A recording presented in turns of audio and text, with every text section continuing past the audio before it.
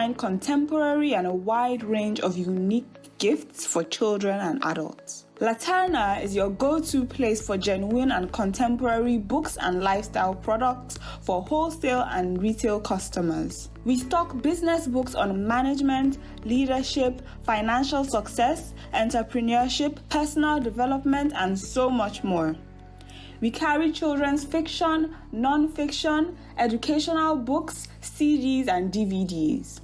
We also stock Christian books on various themes, such as family life and parenting, church life and growth, spirit-filled living, love, sex, and marriage, to mention but a few. Laterna carries life and style books such as baby and child care, beauty and style, conception and pregnancy, crafts, and hobbies. We also carry adult, children, and teenagers' Bibles, educational toys, framed art, gifts, greeting cards, home and office fragrances, music CDs and DVDs, stationery, teachings, and lots more. Our stores are located at 12B and 13 Okoawo Street, Victoria Island, Lagos. You can also shop online at www.laternabooks.com. Laterna, your lifestyle hub for book lovers. For inquiries, call 0803 301 4462, 0906 0002046 or 7. Chat with us via WhatsApp on 0803 301 4462. You may also reach us on social media via Twitter, Instagram, and Facebook at Laterna Books and Laterna Ventures. Laterna is a leading literature, lifestyle, products distribution and marketing organization with a strong and consistent focus on customer service. We've grown from a Christian bookstore to a lifestyle store with products like Bibles, business books, children's books, toys, educational toys, gift items, gift wraps, gift bags, home and office fragrances, music, CDs, DVDs, stationery, journals, and a lot more on various teachings. Established in 1996, we remain in the forefront of educating Nigerians. We are an infopreneur with access to over 100,000 titles and several other models, and we supply most states in Nigeria. Laterna currently runs a children's book club, which was physical before the pandemic, but now virtual. Laterna Adult Book Club started in July 2020 during the pandemic. And our aim is to encourage the culture of reading among adults, considering the impact that books contribute to human development. On Laterna Book Club, in the last 10 months, we've had infopreneurs, womanpreneurs, agripreneurs, technopreneurs, and today we have an entrepreneur and an educationist.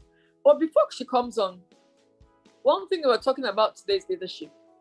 Please sit back, and I want to encourage you that the book club runs just 2.5 hours every month. From learn. Please do not miss every time we come up with a book review. Today is interesting because John Maxwell is one of the authors that I'm passionate about. Helped me develop my own leadership skills. And sometimes we say, when you see an organization, you say, oh, the problem is leadership. Or you see a nation, the problem might be leadership. Our children, they are tomorrow's leaders. And we say leaders are learners, learners are readers. If you want to read, if you can't read, then you cannot lead. So it's an interesting topic today, and every time, even in the last 10 months we've been on, we shared about 6 leadership books, John Maxwell books. I want you to please sit back to listen to a woman who's a leader, a woman who started by selling clothes and moved from selling clothes into law. I was a lawyer. A lawyer. I'm just saying you have many sides to you. So some people might think, oh, she's so big. Someone has said that before, oh, she's so big. But she started small. So please sit back. And I hand over to the moderator of today to talk about Kenny Wani. our book reviewer for today. Mr. Kunekasumu, who is currently the moderator, and also he is also in charge of the Channels Book Club, which is on Channels Television. He is also passionate about book reading. Mr. Kasumu. Good afternoon. Thank you very much, Mrs. Morgan. I appreciate the introduction and everything you just said about leadership. Absolutely spot on. I'm very happy to be here. Thank you. Good afternoon, everybody. Great to be here. Back here, I should say, after quite a while. I've been away. Particularly, good afternoon, Mrs. Nwani. It's a pleasure to meet you. Yeah, you've done absolutely great in Nigeria's education sector, and we are very proud of you and proud of Middle Hall. Well done, great to have you here. You need very little introduction, but perhaps for the sake of formality, I will just to share with our guests today, just introduce you formally. Mrs. Kehinde Nwani is the founder, CEO of Middle Hall Group, which is an educational group of companies with several subsidiaries, including Middle Hall Infant, Junior, and Secondary School, as well as a College of Education and Research Center, just to mention a few. I'm sure all of us know Middle Hall right there in Lekki. If you've never been there, you probably would have heard of Middle Hall. The brand has traveled very, very far across the country and beyond. She obtained a Montessori diploma, a postgraduate certificate in education, that is PGCEI, and subsequently a master's degree in education from the University of Nottingham in the United Kingdom.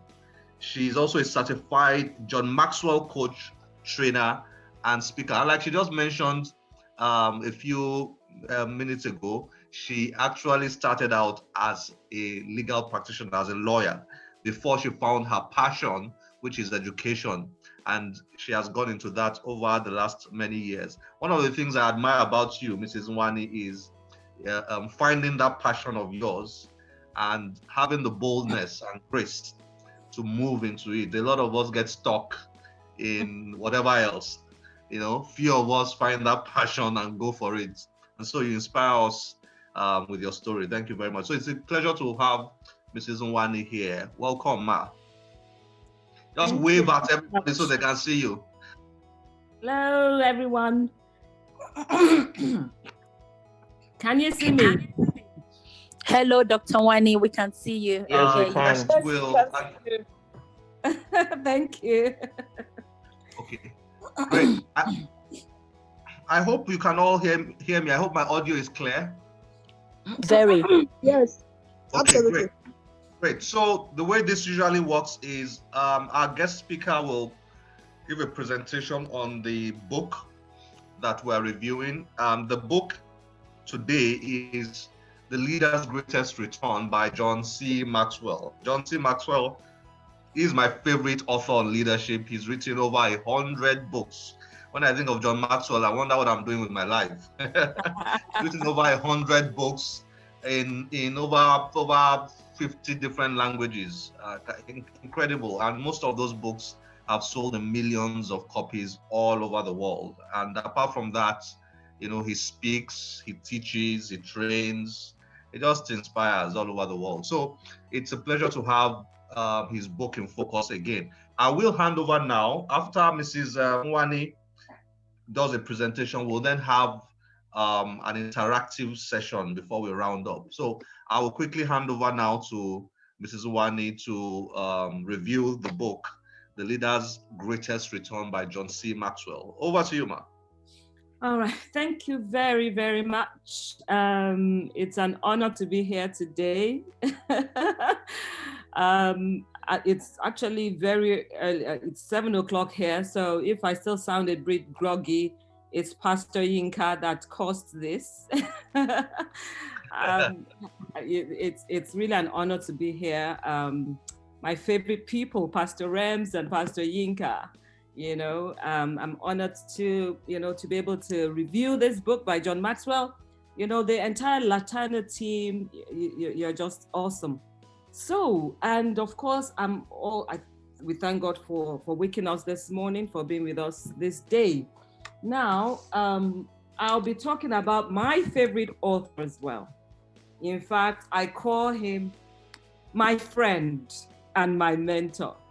Because if you've ever heard John speak, he introduces himself as, my name is John, your friend, And then not only, of course, that he's just a special person. And, I was so intrigued by him that I had to actually attend his courses. I wanted to, attend his leadership programs. And I went like twice or thrice. I just couldn't get enough of him, and eventually became certified as a John Maxwell trainer.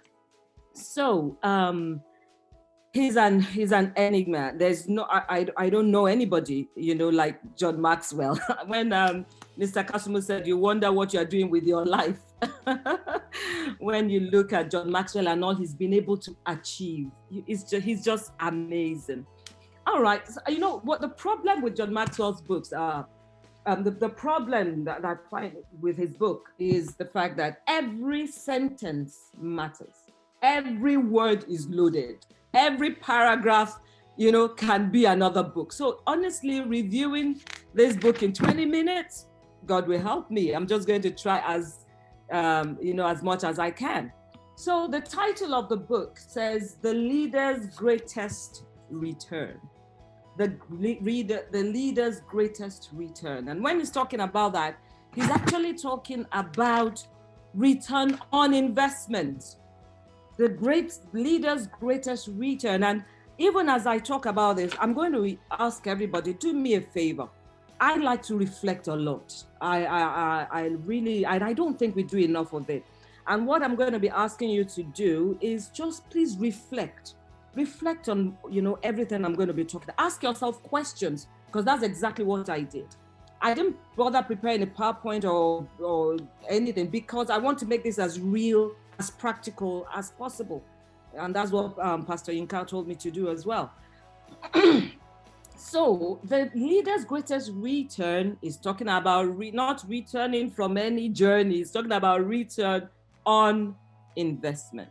And he says that while most of us, with our businesses, think of, measure how we're doing our profitability, and efficiency and things like that, looking at percentages and figures and things like that, he says, what you should do is to look at the returns on your investment through the eyes of leaders. How are you, what's the strategy you have for developing leaders? How are you able to multiply the number of leaders you have in your company? So he says that is the best way to look at it. And why is this so important? We all know John Maxwell's very, very famous saying, everything rises and falls on leadership.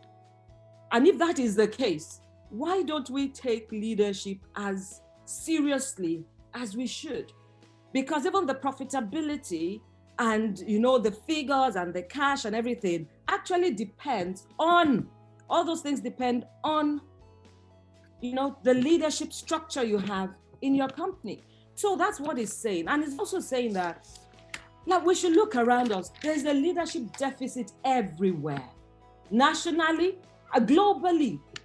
I look at it everywhere, in families, in church, in the religious sphere, everywhere, in individuals. People don't even understand that there's self-leadership.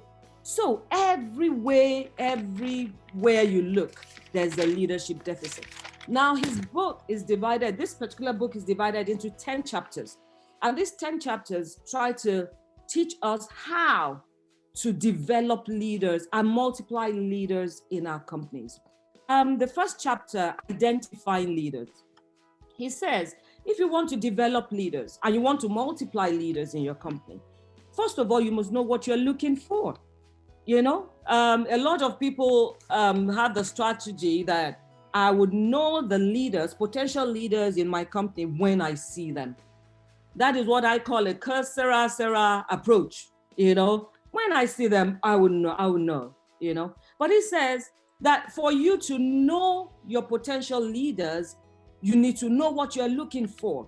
So it's an intentional, deliberate thing.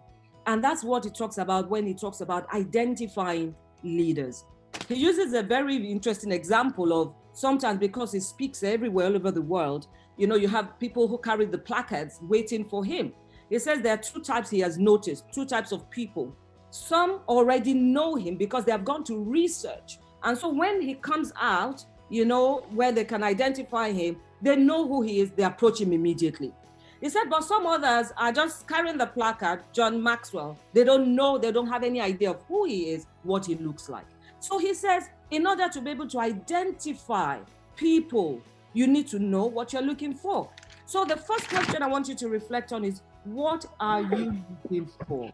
If I said to you in your company, write down 3 of what I did when I read this book, write down 3 or 4 things, that come to your mind when you're thinking of a potential leader. What are you looking for?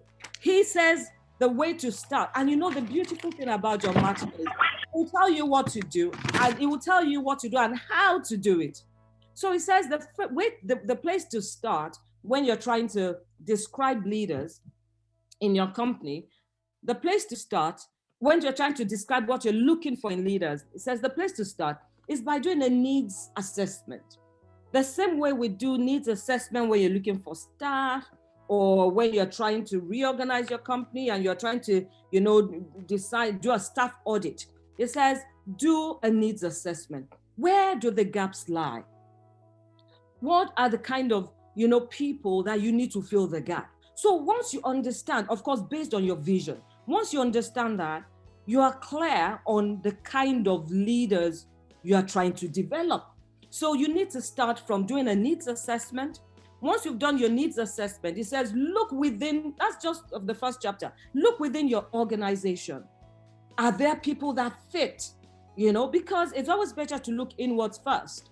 Why? Because they already know the culture. You're not going to start from scratch. He says, look into I have to really rush. There are 10 chapters. When you look outside the organization, make sure you set very clear goals. Very interestingly, he says, look for attitude. He used the example of the Delta airline. And what Delta airline says is they hire for attitude. People ask me this all the time. Excuse me. That, what do you look at? Is it attitude? Is it aptitude? What do you look at? And he says, Delta says, and he believes in that, you hire for attitude, not aptitude. Always start with attitude. That is his advice. Thereafter, when you've hired for attitude, and I'm sure you'll all agree with me. In fact, companies these days are so big on that. It's about the behavior. They look for, questions now in the interviews that can show the attitude of who they're hiring. Some are doing psychometric tests, just to be able to gather more information information that you would not find on the CV. So you hire for attitude. And thereafter, you also look for, because you can train for aptitude, but you also look for ability in a potential leader, either within or outside. You look for ability. He says something very key. Honestly, we all need to buy this book. It is amazing. He says something. He says, excellence is impossible in any endeavor without talent. So yes, I'm hiring for attitude, but also the person must have some talent. The person must have some skills and ability. What do I build on? So you are hiring for attitude. You are looking at those other things, but ability is also very important. It says leadership is too difficult and complex to be done by a committee of average people. So another thing he talked about is what have they accomplished, either from within or without. What have they accomplished? So that's chapter 1. I just have to move on now. Chapter 2 talks about attracting leaders. So how do you attract leaders? For me, honestly, I can use an example there. He talks about the leadership table. Now, when he's talking about a table, he's not talking about I'm sitting at a table right now. He's not talking about that. It's the fact that a leader, an overall leader, must bring people, potential leaders together to sit with them, with him or her, you need to get them close to you. Proximity matters. In fact, it says that leadership is more caught than taught. It is not so much it's not a theoretical thing. It's not something that is like theory. It's something that people observe you. They watch you. They see how you make decisions. They sit with you at the table.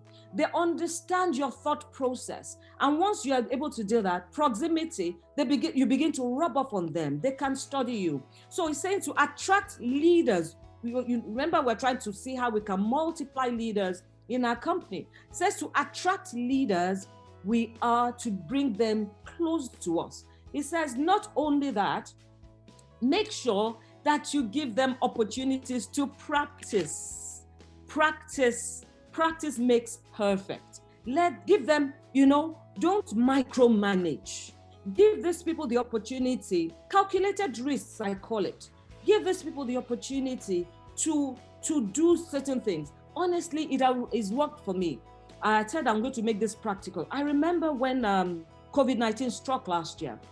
I was in the US. I planned to be here for a couple of months. I did not know that I'll be locked down in the US. Guess what? I was out of the country for over 6 months. But my company, to the glory of God, things went well. Why? Because I developed leaders. I had put leaders around my leadership table. I had given them, so they benefited from proximity. They were able to benefit from practice. I remember then they would call me for different things. I would say to them, please go and sort it out and let me know what you decided. There were instances where we would not agree on their decision, but then at the end of the day, I said to them, have you thought about it very well? I'm going to hold you responsible for this. And they have turned out to be correct. So he talked about that practice. Chapter 3, I know how many minutes do I have left? Chapter 3, I need to rush. Chapter 3 talks about, this is my favorite. It talks about understanding people, understanding the leaders. When you understand the people that work with you and for you, you're able to develop them. When you understand them, there are many, it talks about a number of things to look at. When you understand people, you listen to them. And how do you get to understand people? He talks about asking questions. Ask lots of questions. A lot of times we tend to, especially as leaders, to talk a lot. It's because we are the leaders. We tend to talk a lot. John Maxwell says, leadership, if you want to really discover leaders in your company, if you want to multiply leaders in your company, learn to connect with them by understanding them. He says, value them. Let them know you need them. A lot of us want to show that macho side of us, I'm the business owner, Let them know you need them. Include them in your journey. Adopt a teachable spirit. And I'm not talking only about the overall leader, the entrepreneur, the owner of the business. I'm talking about leadership on different levels. Once you are a leader in a company, these are things you need to do. Adopt a teachable spirit, ask questions, listen, and listen well. I like the example of Larry King. He says, that was a personal aha moment. Larry King says of CNN, of blessed memory, he's dead now. He says, I remind myself every morning, nothing I say this day will teach me anything. So if I'm going to learn, I must do it by listening. We need to learn to listen more as leaders. Chapter 4 of this great book, The Leader's Greatest Return, talks about motivating leaders. Remember, I said, keep asking yourself the questions. Do I understand my staff? Have I identified leaders? I talked about, do I attract leaders? Keep asking yourself these questions. Now, chapter 4 talks about motivating leaders. And when I read this, I thought, it's quite, Nigeria, it's almost a different ball game sometimes in Nigeria because our context is different. It's different. But that said, remember, we're talking about potential leaders. So there are ways that we motivate leaders and encourage them to give their best. He talks about, the intrinsic motivation and the extrinsic motivation. We know that in Nigeria, it seems that people respond more to extrinsic than intrinsic, but the truth is you use the two and you get a very good result. So he's also then mentioned certain things that motivate leaders. Please continue, to remember that I'm talking about leaders here. How do you motivate the potential leaders in your organization? He talks about 7 things. I'll run through them very quickly. Purpose. Leaders, if somebody has the potential to be a leader, most likely are very purpose-driven. So identify that. Help them to discover it. Help them to understand it and run with it. Autonomy. You cannot say you're developing leaders, but you make all the decisions. Autonomy. Give them autonomy. The relationship. People want relationships. They want to know that you care. Mastery, demand of them mastery. Help them to master their craft. It says excellence, and that's our motto in Meadowhall. Excellence is the gradual result of always striving to do better. We say in Meadowhall, excellence is continuous improvement. It's being better tomorrow than you were yesterday. And our vision is built around that. So mastery, recognition, recognize them.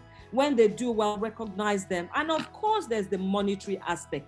Pay well. They say when you pay peanuts, you get what? Monkeys. So please pay well. Pay your staff well. Pay your leaders even more.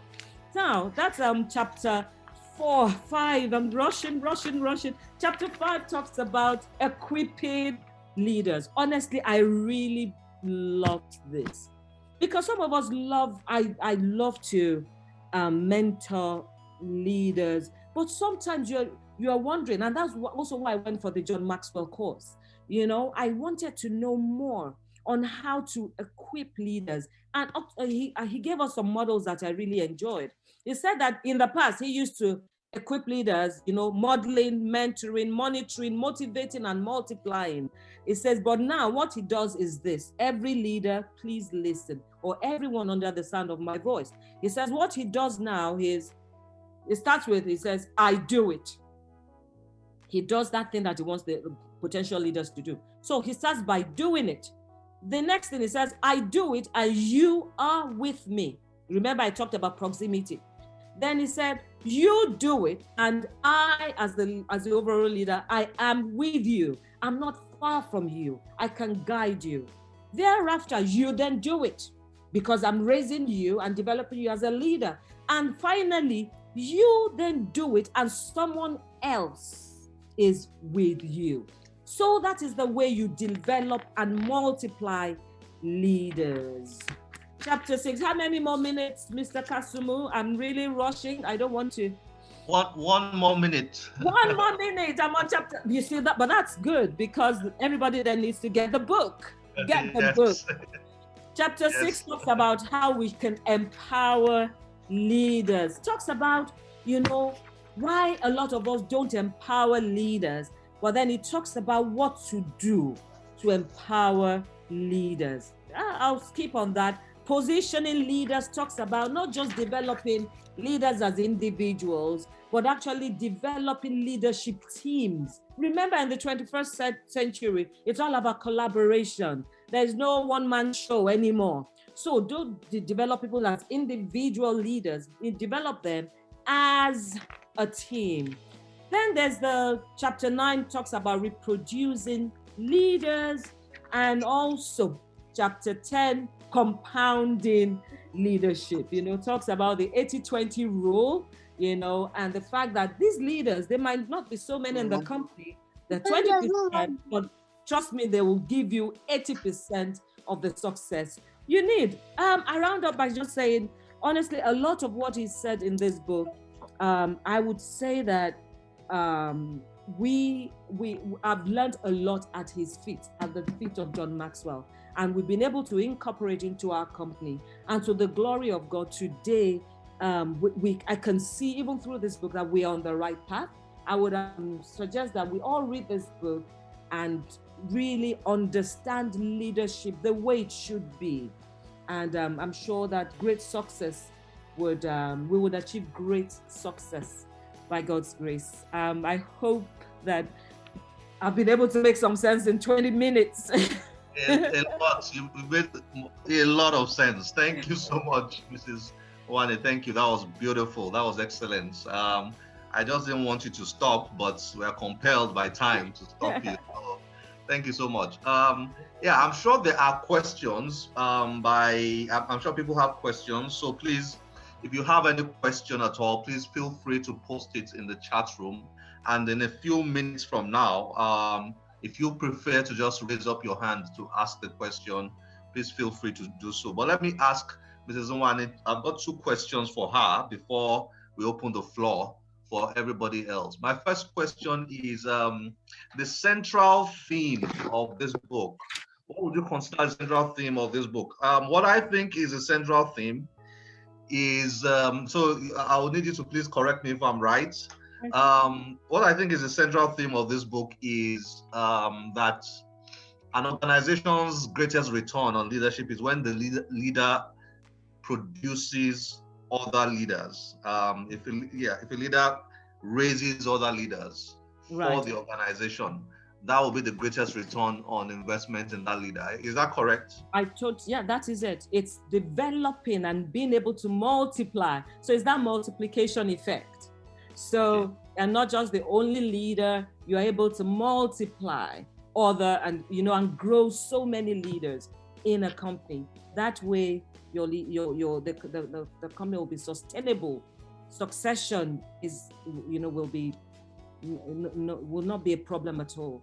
Okay, fantastic. So my second question before we open the floor is, I thought before today that if anybody is qualified to review this book, the person will be you, because you run a group of schools, an infant school, a junior school, a college, an education research center. You've got over 1,000 students, hundreds of employees. So what resonates with you the most as a leader, from your own daily experiences leading your various organizations? When you read this book, what struck you the most?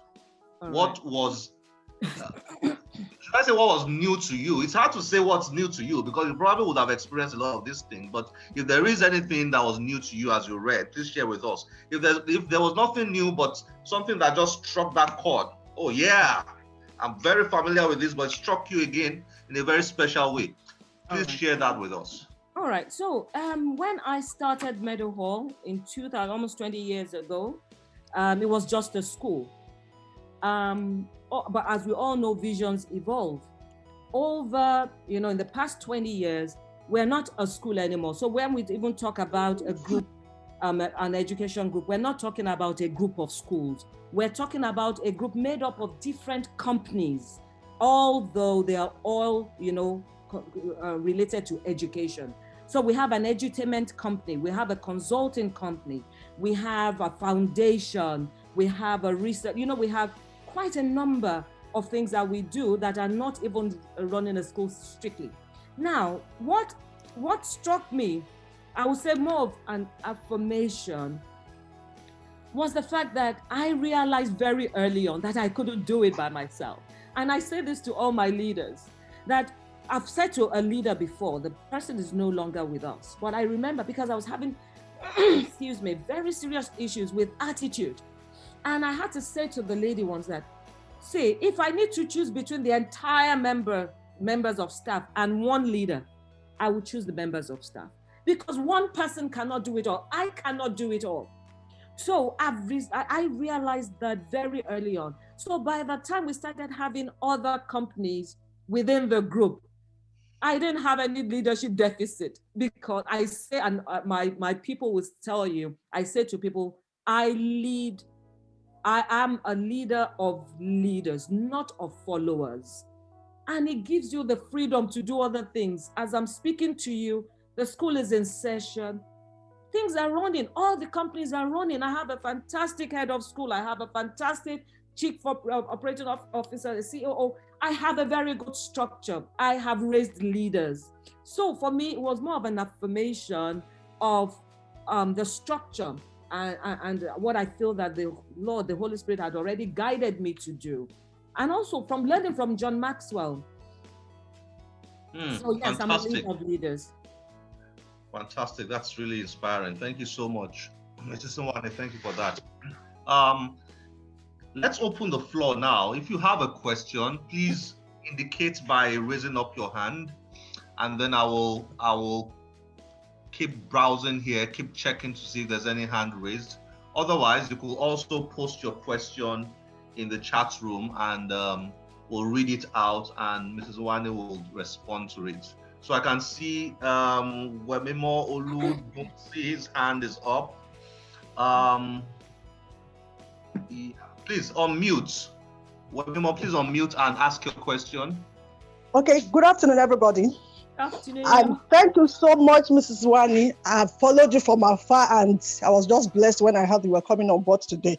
At what point, as a school leader, as a school owner, do you begin to divert? I mean, now you are into entertainment, to different things, consulting. Yes. How do I ask the question? Is it people call it a master of whatever and many things? Okay. Where do you draw the line between being distracted from the core school business and the other things that grow out of it? And how do you manage it to know that you are right, you are doing the right thing? All right. Not you now, but for people coming after you, not you now. That's a beautiful question. First of all, so when I was going to start my school, I was a lawyer. But then I decided, first of all, to train. I didn't just go to LBS or something to go and do something in leadership or in entrepreneurship. I decided to go into education. And so I read, up to my PhD. To the glory of God, I was able to attain my PhD. So I know my onions very, very well. Now, having done that, I also said, I have been able to raise leaders along the way. So when I decided, the philosophy behind Meadowhall is actually societal transformation. It's societal transformation. So the school aspect, when I started, was a key thing for me, because I thought, if most of the leaders in the nation, it's very difficult to change adults, I can start with children.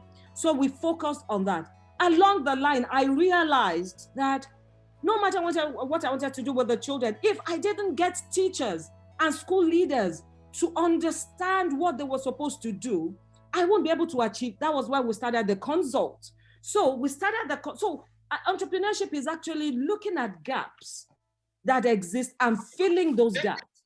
So that's how we started the consult. Then the third organization we started was the foundation, because at some point in time, I looked around the nation and I thought, to be honest, we're a faith school. I thought that even if what I felt the Lord was telling me was, even if we have 1,000 children in Meadowhall, what is that in Nigeria? Look at the public schools, look at the local schools. That was how we started the foundation. Then the edutainment company, we realized that most schools would give 2 days of extracurricular activities. Please, how do you get a Ronaldo or a Messi or a Vanessa Williams from 2 days of extracurricular activities? Meanwhile, we all know that people are gifted in different ways. We call it multiple intelligences. That was how we started the edutainment company. So that's how everything we do is still all around education. And also remember, I have trained leaders. I have very good leaders heading those companies. I see it as the overall leader, very, very, very much involved in everything that happens in the company, but I do not micromanage. So the way to go is understand your craft.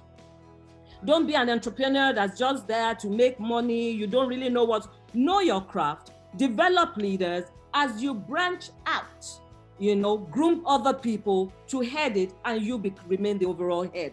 That way you're not going to go wrong and you won't be distracted. Thank you. I hope Thank you so much. You did. Thank you. Thank you. Thank you for that. Mrs. Nwane. Mrs. Omotayo has her hand up. Mrs. Omotayo, please unmute and ask your question. Thank you very much. Mine is not a question per se. I must commend our dear sister, Mrs. Owani, for a very, very good presentation. But she made mention of two basic points out of so many points that I couldn't but associate with. And it occurred to me that, I need to quickly say something here so that people could also have much more of, how would I put it now, additional insight as to what she was compelled to do in 20 minutes. A good job she did. A good job you did, my sister. You talked about we must not micromanage. Yes. And when you use that word, my experience as Director General Tourism some years back came to the fore. Yeah. I inherited a sector that when I got there, they were micromanaging. And as a Director General, they told me, Madam, this is the protocol. We got to follow the protocol. You cannot promote this staff beyond level 10. They cannot go beyond. I said, why? You made a mention of attitude, not aptitude. Yes. These staff we're talking about got very, very wonderful attitude to work. So I questioned the status quo. And we must start questioning the status quo. Because if I did not question the status quo, that's the way we would have continued pegging the career of these people. Not just, it would have been so much pegged that they wouldn't have been able to become the leaders they are today. So I now said, why not? They told me because they do not have university degree, they NCE, OND, what have you, but it's not a degree, and so you cannot rise beyond a particular level. And they were so hardworking, so serious-minded. And when they talk, you see initiatives coming out of them. Right. So I couldn't believe they didn't go to university. What did I do? I questioned the status quo. I called them together at the management meeting and said, can we send you on study leave? Beautiful. I want you to go back to university because you've got what it takes. How much do we pay you on level 10? Right. Or level 12? When you could actually rise to the level of 15 and 16, the top echelon of the organogram in a government parastatal. So you were able to identify the potential leaders, you were able to equip them, empower them. Honestly, you're a leader of leaders. Well done, madam. We thank God. But the beauty of it, my dear sister, is the fact that today they are directors. I don't even know them. I see them at the airport. I see them at the airplane. They come to me and say, ma'am, you made me what I am today. I said, how? They will now start reminding me. I would have still been on level 10 some 20 years ago, or possibly retired. But you said they should send me to university. And you made sure the government paid. All my members of families are rejoicing and happy about what you did as our DG. Why can't we do this? So I'm saying this to every other person that may become a DG tomorrow, don't follow status quo. You go there and challenge the status quo so that the future of these, our young generation, our children, can actually be an enviable one. Right. Future of the... Thank you very much. You got the point. Thank you, my sister. Thank you, Mrs. Omotayo, and it's great to see you again. Thank you very much for that contribution. Very much appreciated. Let's see, is there any other hand up?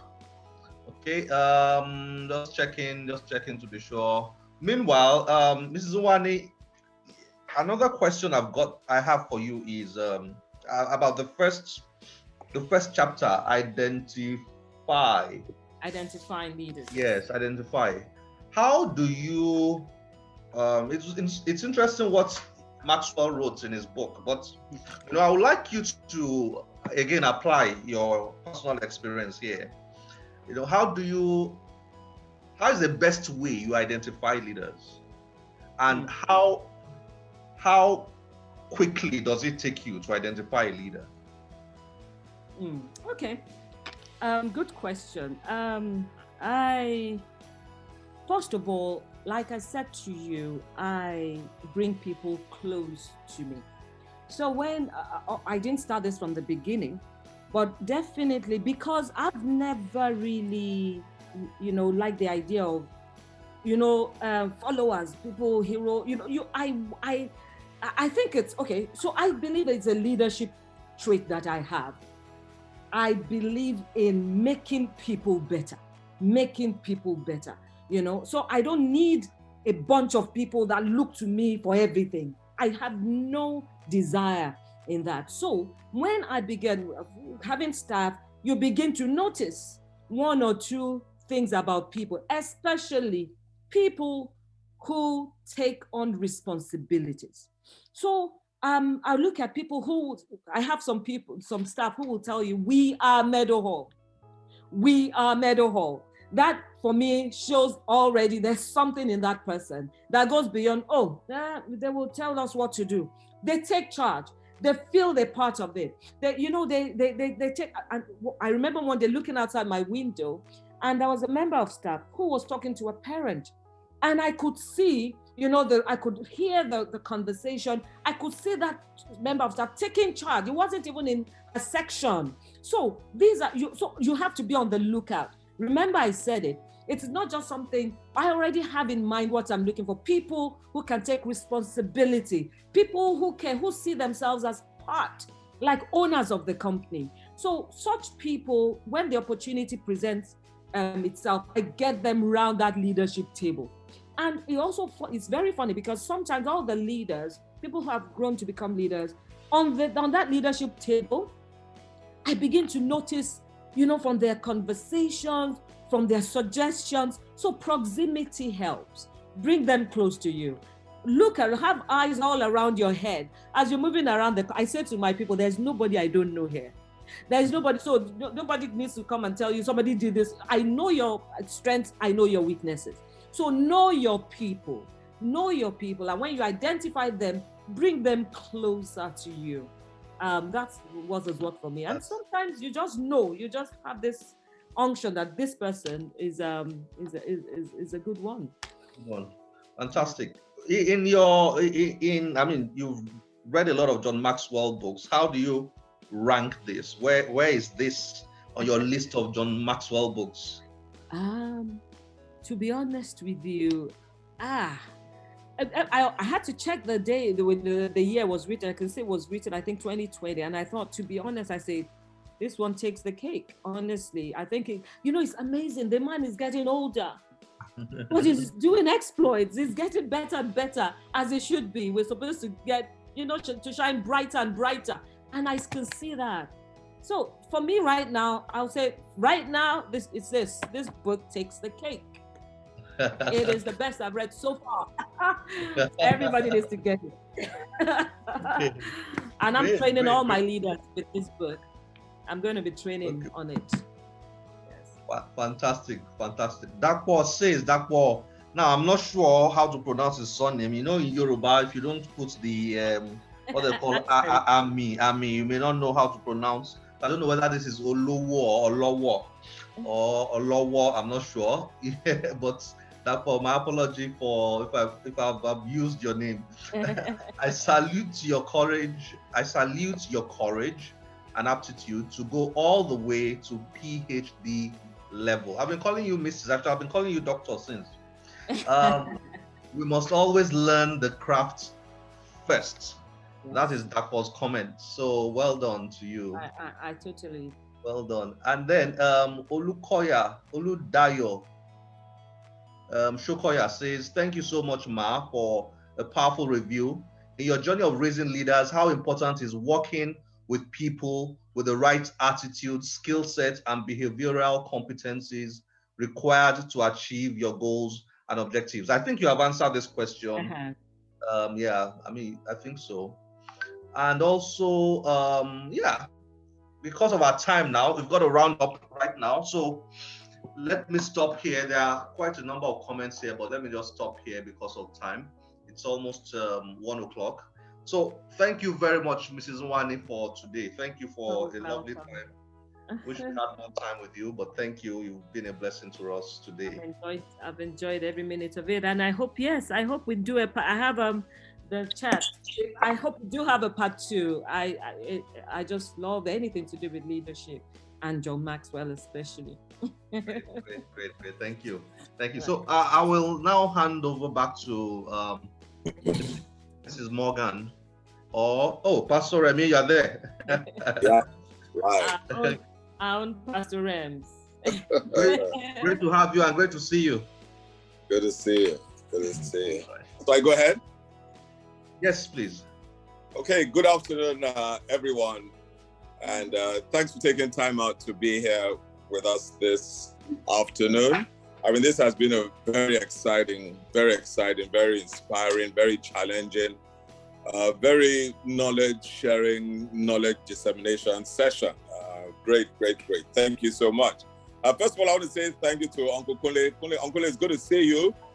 You've been on sabbatical for a while. I mean, it's good to see you. Always wonderful to see you. Thank you so much. And to our book reviewer, my dear cousin, fashionista, stroke lawyer, educationist, and the list goes on, doesn't it? Yeah?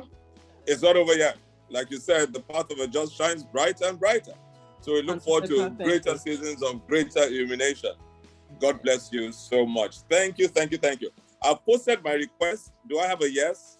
Oh, yes. Yeah. Okay, I'm going to share what the request was because, I mean, we had to rush her. I mean, I was even thinking that, today is a public holiday. Do we have a little bit more time? But anyway, let's just stick to integrity and stick to our timing. But I'm saying that, when next we have our business review, which is sometime next month, we'd like to continue with this book because you're not done yet. It's a disservice to, this book to try and rush through this in just, half an hour or whatever. Yeah. So that's what it is. So folks, please, you're here. We're continuing with part 2. Sometime next month, we will communicate the dates. I want to say a big thank you to all our participants. Looked through the list and, I just want to say thank you to all of you who are here consistently. And even if you're not here consistently, those who have shown up today. Anthony Atuche, good. I saw you over there. I hope you enjoyed it.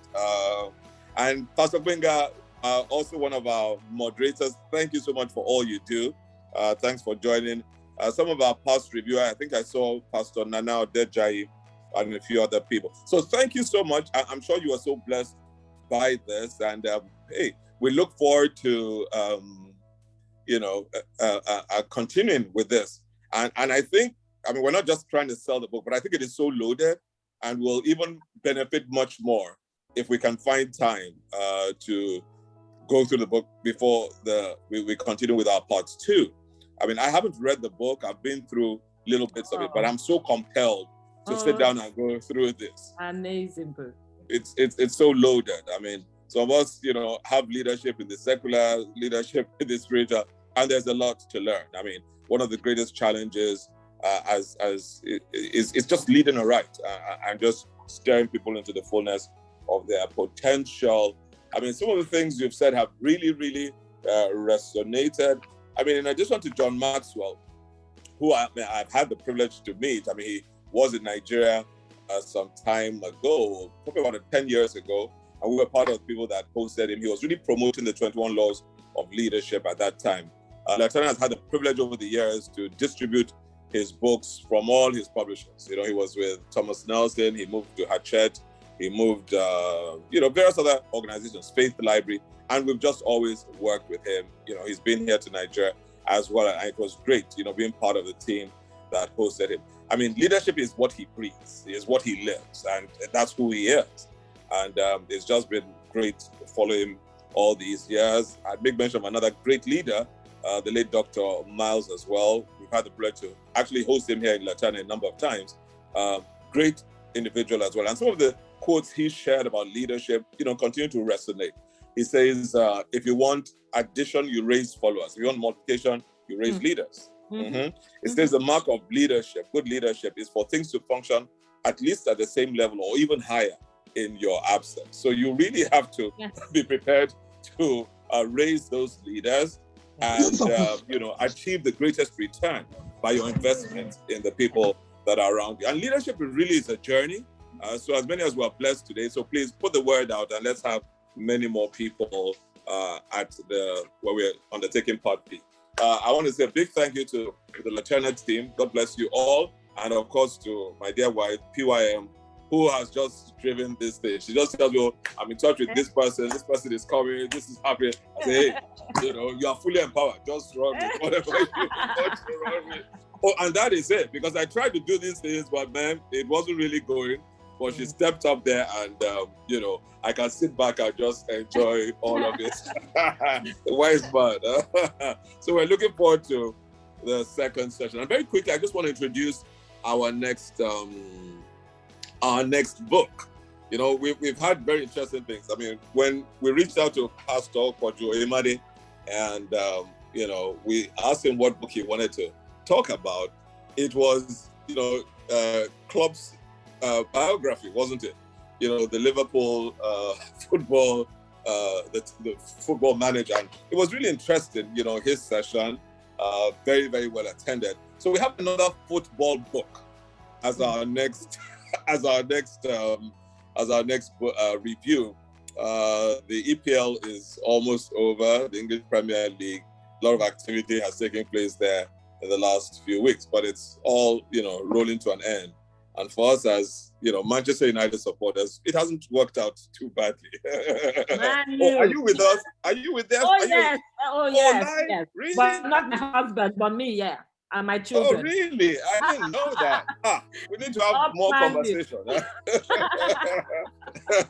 Okay, so next book is this. It is Sunday Olise's autobiography. And what is it? It is Audacity to Refuse My Story. Interesting book. It's not a small book. It's 348 pages. So it really is loaded. And I'll just read, some of the blurb at the back. Since from the outside, the world only gets to see the professional footballers' glamour moments and the seemingly easy lifestyle that comes with it. But the tough realities, extreme challenges, and rare near-death experiences that they have to live with day in and day out will shock you. Being an African or from a minority only further complicates these challenges. So Audacity to Refuse traces the legendary Sunday Olise's untold insider story from being a young footballer in Nigeria to starring in some of Europe's greatest clubs. This book shares Olise's rise to worldwide fame while dealing with innumerable trials and tribulations. This is the story of a treasured sports icon who journeyed from a childhood of poverty to winning the Olympic gold medal for his fatherland and multiple other trophies for his clubs and country.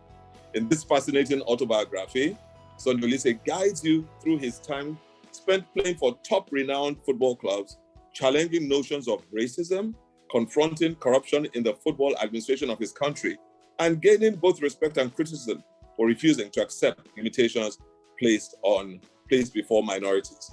Explore what it takes for a rising African star to embark on a life full of hurdles and trying encounters from club to club, from country to country, and yet still possessing the audacity to refuse, to never back down or give up. So that is it. And that's Sunday Olise's, brief about this book. Of course, we all followed his rise to trajectory, extremely skillful. I think it was an offensive midfielder. Or what was it? I think an offensive midfielder. Very, very skillful, very chilled, very calm. And it was just a delight to watch. And not only a delight to watch, but also a delight to listen to. You could sense the polish in who the personality was. And I know he had his runnings with the Nigerian Football Association, like every right-minded person would have. It's just a standard. You're working with those guys. Very wonderful characters. And of course, he had it running with them. And I think he just, gave up, or I don't know whether they checked him out. But I think he's one of the celebrated Nigerian footballers. And he has done well. He's done it at all stages right across the world. So he's going to be doing the book reading himself, the book review himself. So I think it's going to be fantastic. And we'll be posting all that information. So please, let's be a part of his life. And I've read, excerpts of it from very, very humble beginnings, I think from Delta State, and he just made it to the world stage. Yeah, so I mean, it gets so exciting. I mean, I'm so excited about what it is that we're doing. Of course, being driven by PYM and the team here. And thank you to everyone that is a part of it. So we're looking forward to part 2. I mean, because we got to do it. We got to do it. We got to do it. We got to do it. And please, Sunday listeners is something not to be missed. Anthony, I know well, man, you now. So Anthony, cousin, let's all be a part of. Yeah, we love football. We love our football, Yes. And let's do that. Yeah. So please, if you want the books today, just post your details, and we'll shoot this stuff out to you. Yeah. Okay. So once again, everyone, thank you so much. I want to think you enjoyed this as much as I did. Just always so inspiring and stimulating and challenging. I mean, I love books. That's why I found myself, doing all of this. I wish I had more time to read, but this Leader's Greatest Return.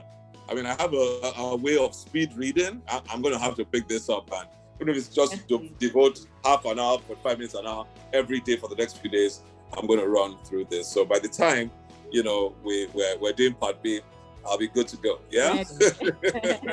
And learn. Leadership is a continuous process. It never ends. Never ends. Yeah? And that's what John Maxwell teaches. You can grow your leadership quotient. So you can start as a level 4 leader, but you can step up to level 5, to level 6, to level 7, and all the way through to level 10. I trust the Lord will help us greatly in Jesus' name. So once again, thank you everyone for being a part of this. I think we're rounding up now, yes? And then we'll be playing the Laterna video, highlighting some of the suggested books, yeah? All righty. Bye. Take care, God bless. It's interesting.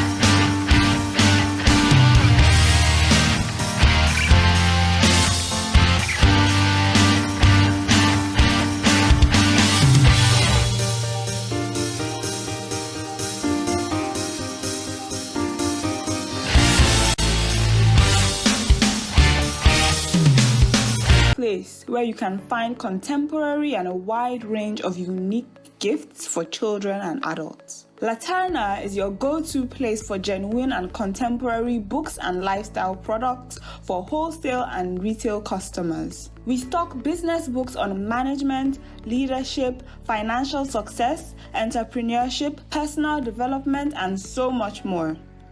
We carry children's fiction, non-fiction, educational books, CDs, and DVDs.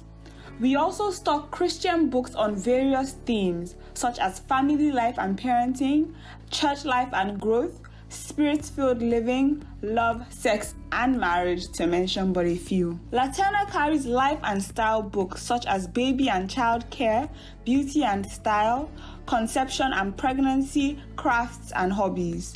We also carry adult, children, and teenagers' Bibles, educational toys, framed art, gifts, greeting cards, home and office fragrances, music CDs and DVDs, stationery, teachings, and lots more.